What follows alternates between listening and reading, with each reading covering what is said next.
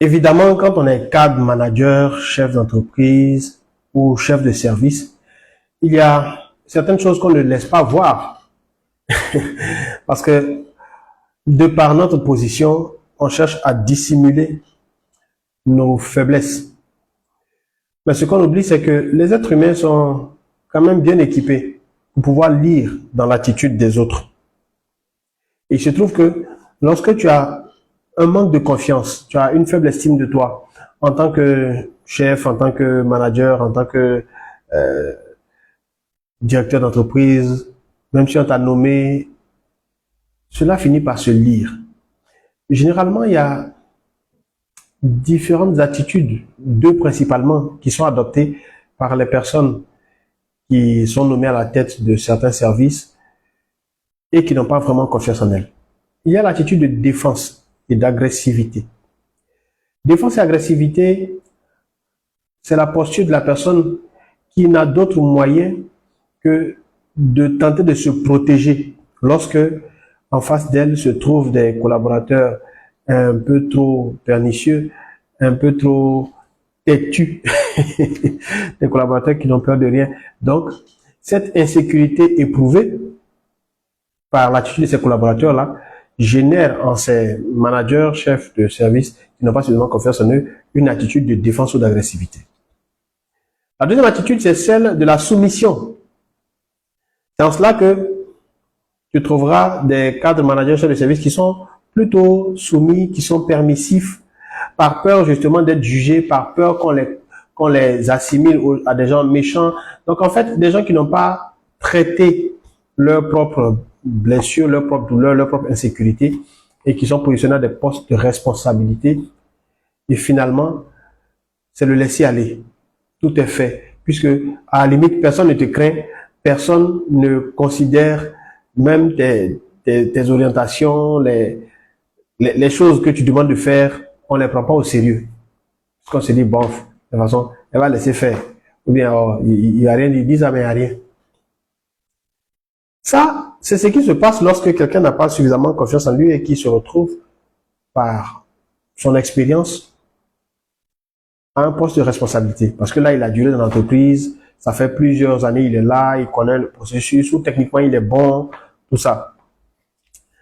Mais je vais te dire en 10 points, et je vais te partager 10 points dans lesquels tu pourrais te reconnaître si tu as un challenge avec l'estime de soi ou surtout si tu as un défi avec la confiance. Premier point, cette tendance à rechercher toujours l'approbation des autres dans tes choix. Si tu passes ton temps à rechercher l'approbation des autres dans tes choix, c'est naturellement poussé par la peur de ne pas être, ou la peur de faire des erreurs. Et cette erreur, si tu fais des erreurs, tu seras seul en face des conséquences de tes erreurs.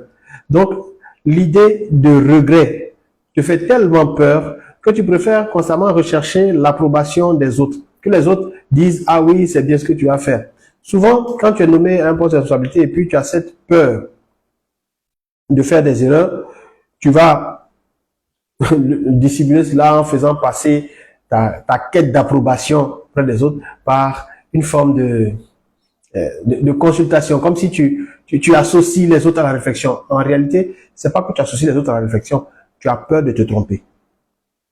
Et comme tu as peur de te tromper, tu as peur d'encaisser les conséquences, d'assumer les conséquences de ton erreur. Donc, tu es toujours en train de rechercher que les autres valident, que les autres acquiescent, que les autres donnent leur accord. Cette tendance-là finit par te décrédibiliser. Je ne suis pas en train de te dire qu'il ne faut pas associer les autres à la réflexion, mais je parle de cette insécurité intérieure qui te fait douter de toi-même, ta capacité à prendre des décisions et à les assumer courageusement. Donc, quand tu recherches constamment l'approbation des autres dans tous les choix que tu as à faire, à la limite, tu vas devenir pesant pour les gens. Ça devient pesant. Et quand tu es chef de service, manager, chef d'entreprise, naturellement, ça fragilise ton leadership. Si tu vis une telle situation, tu gagnerais à suivre jusqu'à la fin parce que il y a 9 autres points que je vais te développer qui vont te faire réaliser si oui ou non tu es concerné par une situation de manque de confiance et si tu as besoin de la solution que je vais te proposer à la fin de cette vidéo. Deuxième point, Tu veux toujours plaire à tout le monde au point de te retrouver dans des situations très inconfortables. L'envie de plaire aux autres. Plaire aux autres au point où tu acceptes des choses que tu ne devrais pas accepter. Je connais des gens qui, malheureusement, à force de vouloir plaire, ont vidé leur compte bancaire. À force de vouloir plaire, ont accepté de donner des permissions à des collaborateurs qui ont eu, et cela a eu un impact sur leur service, et en fin de compte, c'est eux qui ont pris les pots cassés. Tu veux toujours plaire aux gens et tu te plies en quatre. Mais pourquoi tu veux toujours plaire aux gens? Tu veux toujours plaire parce que quelque part, il y a cette peur de la désapprobation, cette peur du rejet. Tu as peur que le fait de susciter dans le cœur des gens un dégoût, le fait qu'on ne t'aime pas, te fasse souffrir. Mais tu ne te rends pas compte, ou peut-être tu t'en rends compte, mais émotionnellement c'est difficile à accepter. On ne peut pas plaire à tout le monde. On ne peut pas plaire à tout le monde. Et être chef de service, manager, chef d'entreprise, c'est prendre des décisions qui parfois sont désagréables. Il y a l'un de mes proches qui a son entreprise dans laquelle il avait constaté que certains de ses employés avaient une certaine facilité à s'emmener à des heures qu'il choisissait au bureau. Et puis lui, au lieu de les rappeler à l'ordre, il se disait non, si je parle, ils vont mal le prendre. Si je parle, donc je préfère rester le gars cool avec eux. Et justement, cette tendance à venir à des heures qu'il leur parlait, qu'il souhaitait, à des heures qui n'avaient rien à voir avec les heures conventionnelles, impactait sur la productivité de ces personnes-là et impactait sur la qualité du service que son business était censé rendre. Parce que les clients venaient à certaines heures et venir et constater qu'il n'y avait pas tel ou tel collaborateur à son poste, ce n'était pas bénéfique pour lui. Mais il ne disait rien. Jusqu'à ce qu'en s'arrêtant et en faisant un point, il s'est rendu compte que non seulement en l'espace de 3 mois, son activité avait considérablement baissé en termes de chiffres, et quand son activité avait baissé en termes de chiffres, il s'est retrouvé à mal pour pouvoir payer les gens. Il s'est retrouvé à mal. Il était obligé de puiser dans des réserves personnelles pour pouvoir payer les gens. C'est ça aussi le problème quand tu prends des gens que tu dis que tu veux aider. Comme tu veux plaire là, tu prends les gens, tu dis non, c'est pour l'aider, c'est pour l'aider. On ne recrute pas les gens pour les aider. On ne recrute pas les gens pour les aider. Et quand tu n'as pas suffisamment confiance en toi, tu n'as pas une bonne estime de toi, tu subis ce genre de déshydratal. Le troisième point qui peut te concerner, c'est que tu ne sais pas dire non, même quand ça ne t'arrange pas. En fait, pour toi, le fait de dire non, c'est faire du mal à quelqu'un. Comme toi, quand on te dit non, ça te fait très mal, tu imagines que quand tu vas dire non aux gens, eux aussi ils vont avoir très mal. Tu vois? Parce que tu as peur toi-même d'entendre non, tu es prêt à dire oui à tout et tu évites de demander quoi que ce soit aux gens. Parce que tu te dis, on pourrait te dire non. C'est ce que j'observe chez la plupart des gens qui ont ce problème-là. Ils ont peur de dire non. Ils ont peur qu'on leur dise non. Donc, comme ils ont peur de dire non, ils disent oui spontanément. Ou alors, au lieu de répondre, ils vont trouver des subterfuges pour ne pas répondre. Ils vont accepter quand même de faire ce qui ne les arrange pas. Et puis, en fin de compte, eux, ils ne vont jamais rien demander aux autres. Même quand ils ont besoin des choses.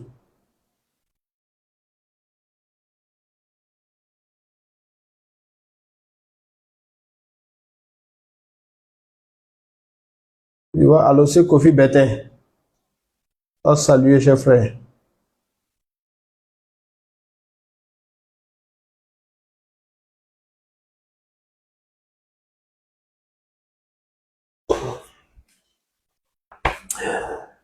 Troisième attitude, quatrième plutôt,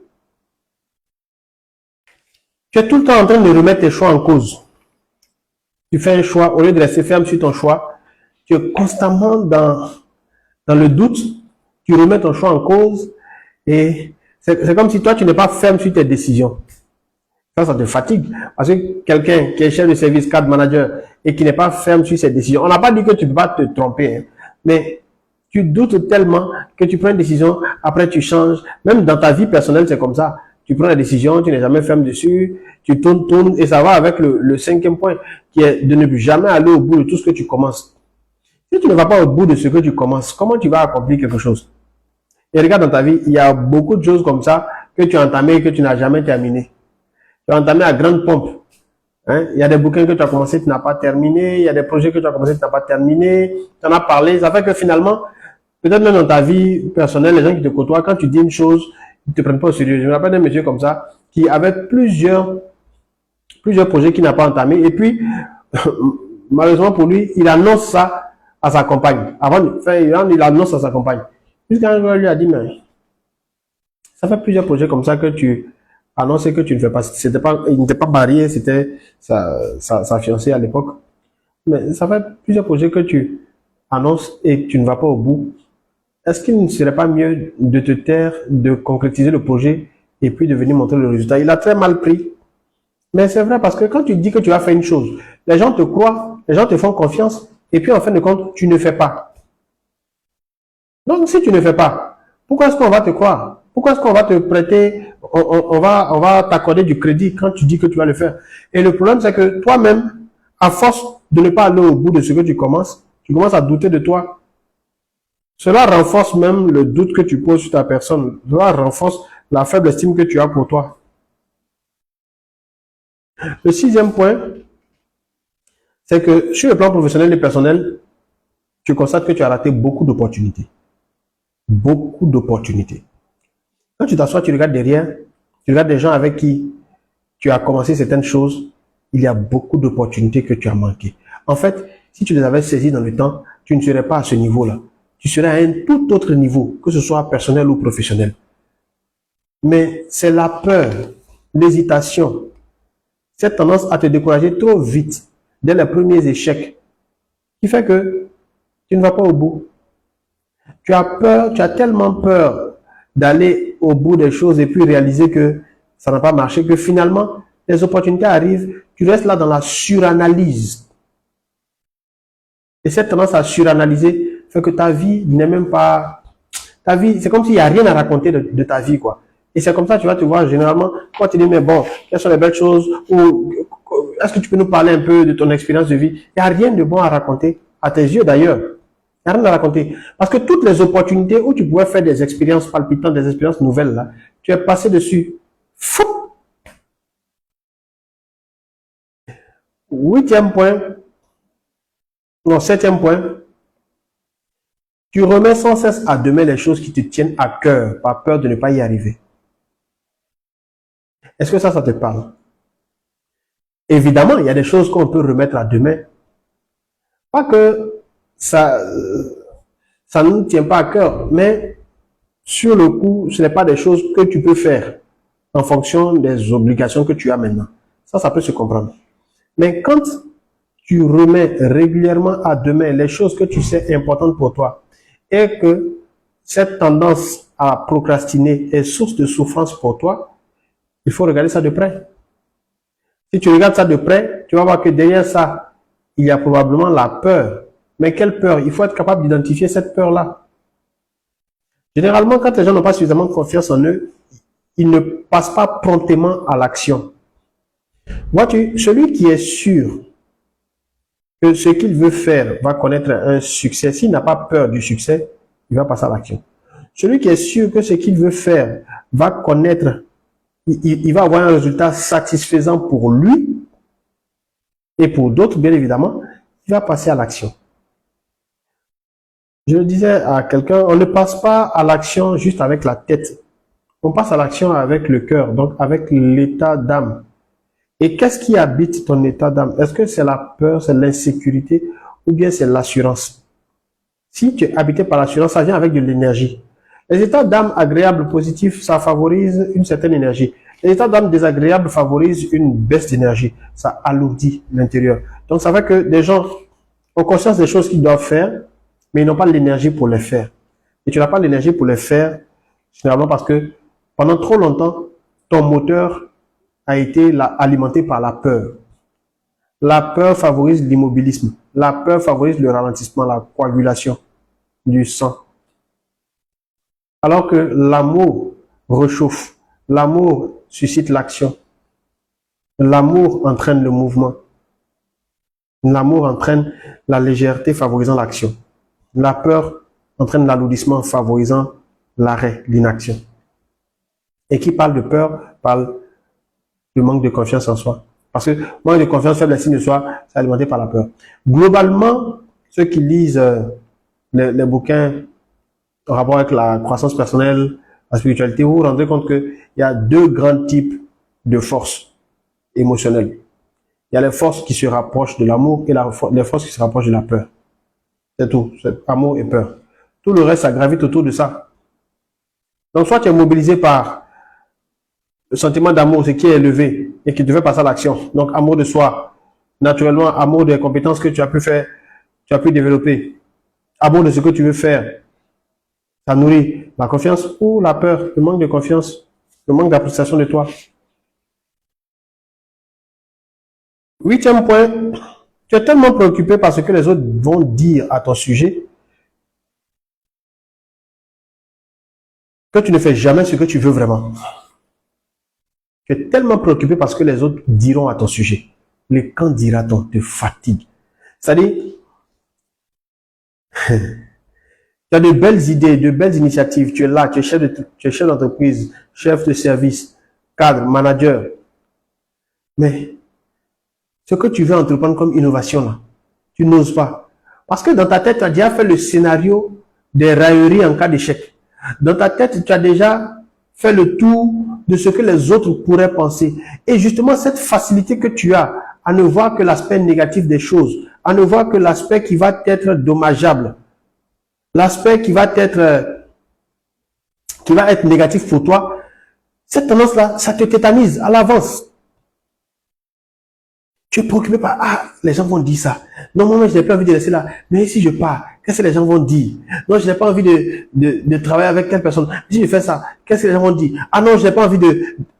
Si je fais ça, qu'est-ce que les gens vont penser? Qu'est-ce que mon chef va penser? Qu'est-ce que mes collaborateurs vont penser? Je veux lancer tel business là. Mais qu'est-ce qu'on va penser de moi? Mais il y a quelque chose que je veux faire depuis longtemps. Et ça là. Mais qu'est-ce que si je fais là? Qu'est-ce qu'on va dire? À cause de qu'est-ce que les gens vont dire? Tu es resté là à ne pas faire ce que tu dis que tu veux faire.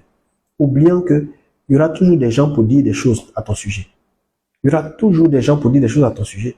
Que tu ne fasses rien ou que tu fasses des choses. Sauf que toi, tu veux qu'on ne dise que de belles choses. Mais en général, tout ce que tu penses que les gens vont dire, c'est dans ta tête, ça se passe. Hein. Les gens même n'ont rien dit. C'est dans ta tête, ça se passe.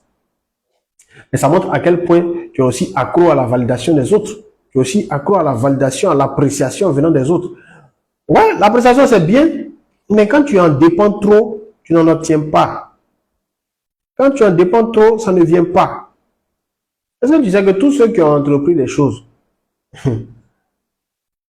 ils ont été l'objet de critiques d'une façon ou d'une autre? Oui, ils ont été l'objet de critiques. Regarde, si tu veux pas qu'on parle de toi, tu veux pas qu'on dise des choses sur toi, c'est mieux de ne pas exister, quoi. Parce que si tu existes et que tu ne fais rien, on va dire lui là il fait rien. Si tu existes et que tu fais, on va dire que lui là il a fait.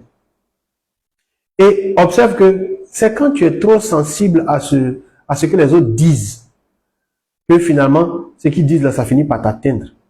Quand tu es trop sensible à ça. Et là, par exemple, sur les réseaux sociaux. Donc, ils sont sur les réseaux sociaux qui partagent du contenu. On est exposé à ce que quelqu'un s'asseye et puis commence à dire du mal de nous, commence à nous dénigrer. On est exposé à ça. Moi, j'ai remarqué que quand j'ai fait, il y a quelques mois, une série de vidéos sur la question de dette, ça a aidé énormément de gens. Hein? Ça a aidé énormément de gens à sortir la tête de l'eau, à se reprendre. Mais parmi ces gens que ça a aidé, il y en a eu qui sont venus et qui ont regardé et qui se sont dit, non, lui, il est qui me parle de quoi même. Il y en a d'autres qui ne me connaissaient pas, qui ont commencé à proférer des injures. Je dis bien des injures, hein. Des injures. Ils ne te connaissent pas, ils ont juste vu une vidéo de quelques minutes de toi. Et puis, ils t'insultent proprement. Ils t'insultent. Maintenant, ce que ça a aidé là, il n'a pas vu quelqu'un venir défendre aussi. Hein. Donc, on n'attend pas quelqu'un pour défendre.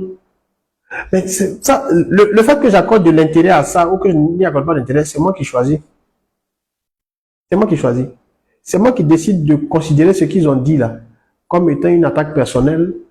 Ou alors, je choisis de regarder ça comme étant la preuve de leur éducation. Parce que chacun s'exprime en fonction de son éducation ou en fonction de ce qu'il croit à son propre sujet.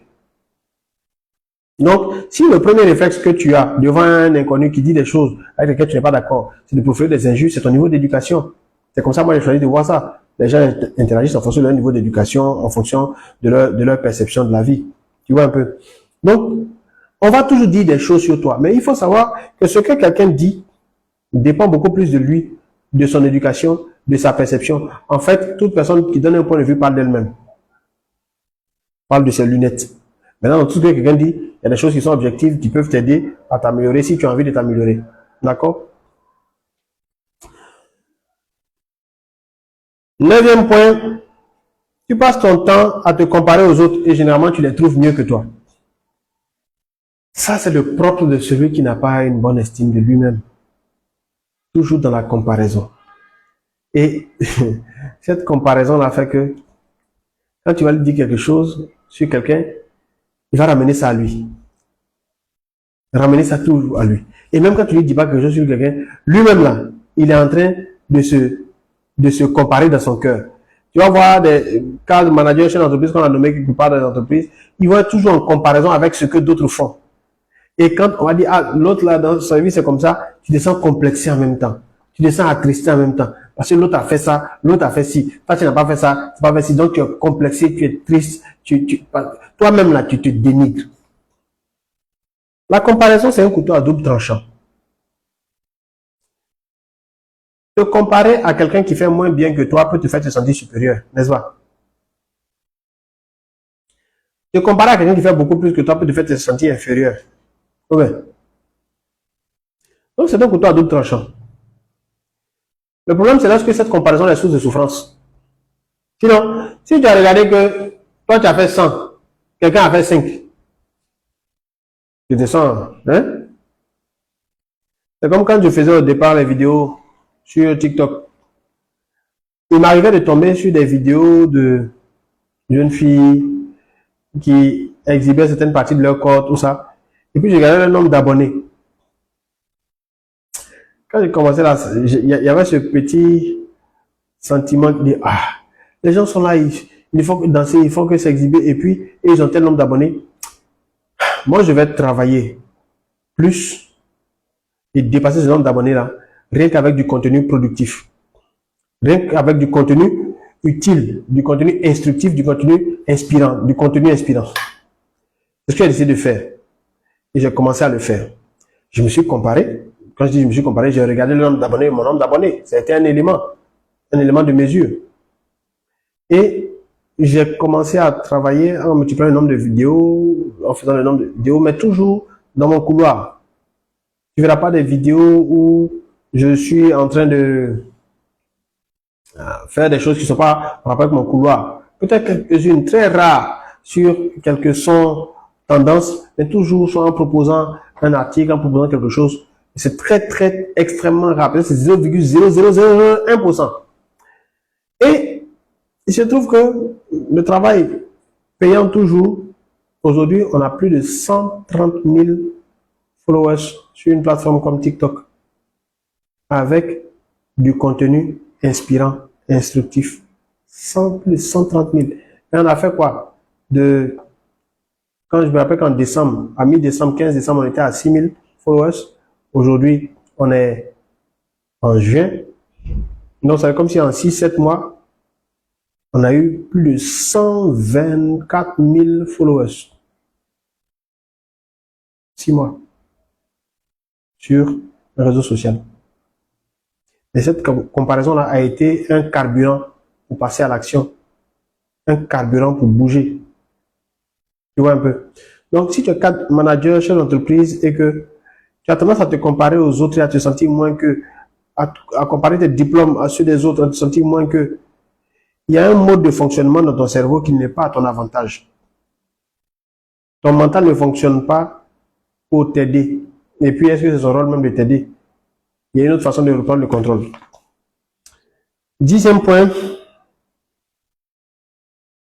Tu es tout le temps convaincu que ce que tu as à dire ne vaut pas la peine.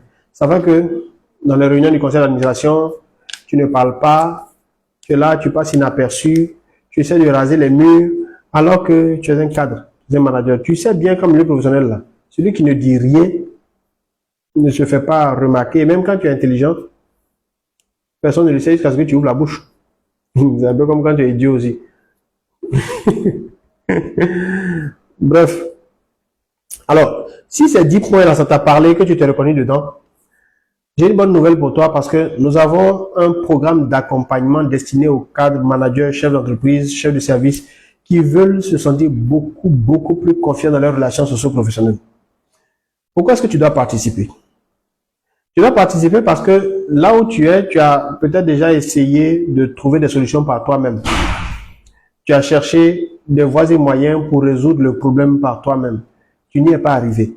Tu as lu des livres qui t'ont parlé, qui t'ont donné des astuces, mais ça n'a pas donné grand-chose parce que le mal-être que tu ressens, ce manque d'assurance, il est toujours présent.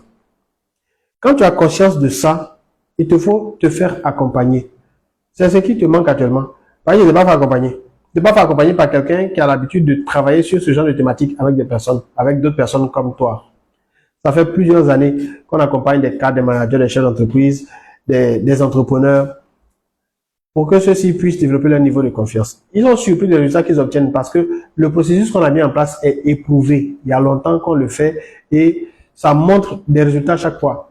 Naturellement, si tu viens et que tu as le cœur à la tâche, tu obtiens des résultats. Si tu viens et que tu ne t'impliques pas, tu fais de la résistance, tu n'obtiens pas de résultats.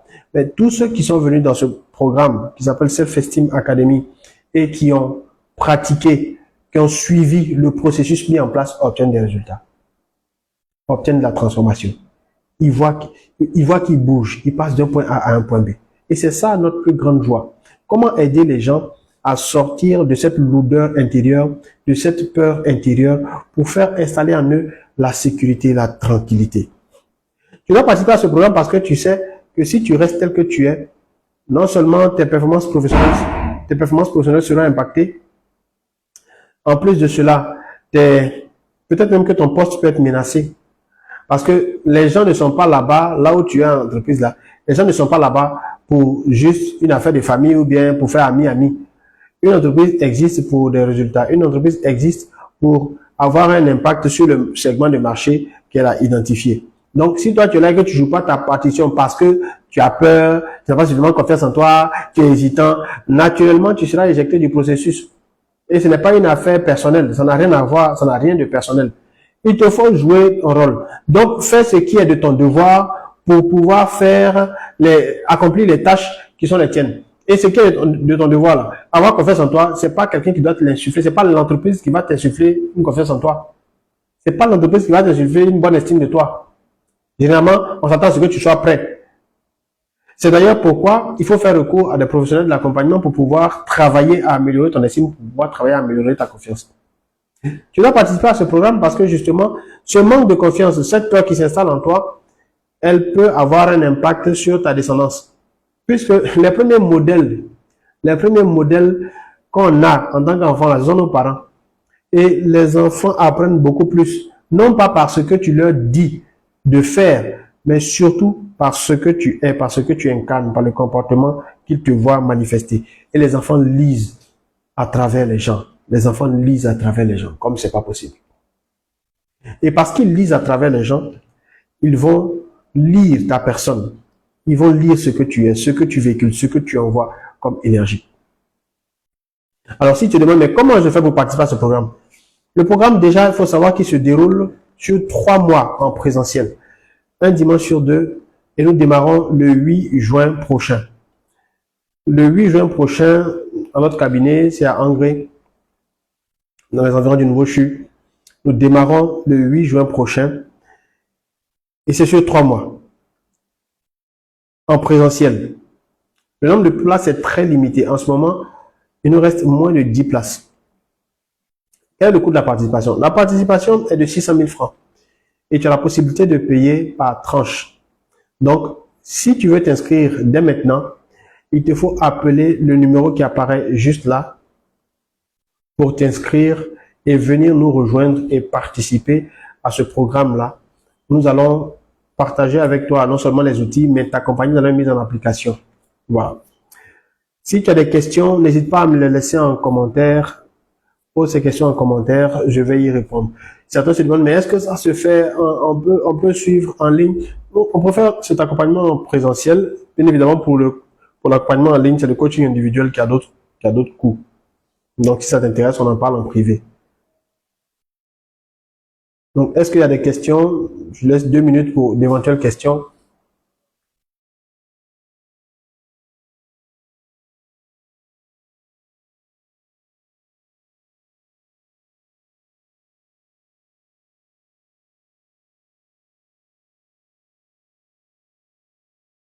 Alors, s'il n'y a pas de questions, je te remercie d'avoir pris le temps de suivre ce live. On se dit à très bientôt pour un autre live sur un autre sujet. Et j'espère te revoir pour la Self Esteem Academy à partir du 8 juin. À bientôt.